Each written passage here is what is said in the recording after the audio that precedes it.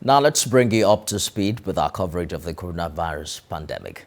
Nigeria is embracing new technologies to help save critically ill COVID-19 patients, especially those suffering from acute respiratory ailments, one of which is the continuous positive airway pressure, a treatment protocol that uses mild air pressure to keep one's breathing open.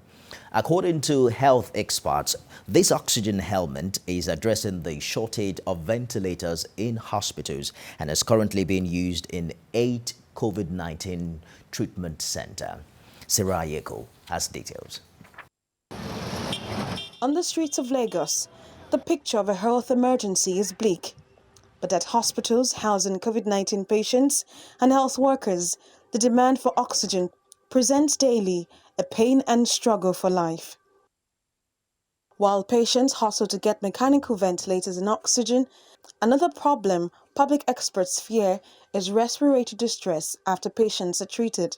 The use of low-cost continuous positive airway pressure devices for non-invasive ventilation seems to be a viable, evidence-based alternative to mechanical ventilations for treating critically ill COVID-19 patients with acute respiratory failure.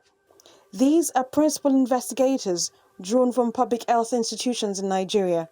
They are in Lagos to give a visibility report, evaluate the effectiveness of the continuous positive airway pressure devices in hospitals, patients suffering from claustrophobia, and its effect on healthcare workers. The second wave was what brought this now, because many more people are requiring oxygen and some are dying.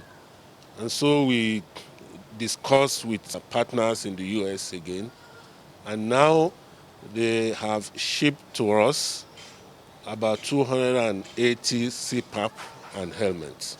The conventional way is to intubate the patients and connect to machines. But really, how many hospitals, how many isolation centers in Nigeria have the capacity to intubate patients? The Lagos University Teaching Hospital has been on the front line in the fight against the pandemic, admitting about 857 patients, 26 of them living in the intensive care unit and demanding for oxygen. The chairman, Medical Advisory Committee, Wasiu Adeyemo, admits that the hospital was not prepared for the second wave. Everybody for this second wave needed oxygen. About 56% of oxygen requirement in load now goes to COVID-19 management. COVID-19 is better at imaging than experience.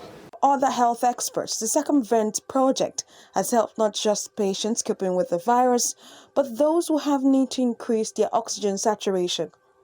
While the long wait for a vaccine persists in Nigeria, health workers are appearing to be the most vulnerable as they battle to save lives threatened by diseases, with little or no personal protective equipment to protect themselves. Sarah Ayeko, TVC News, Lagos.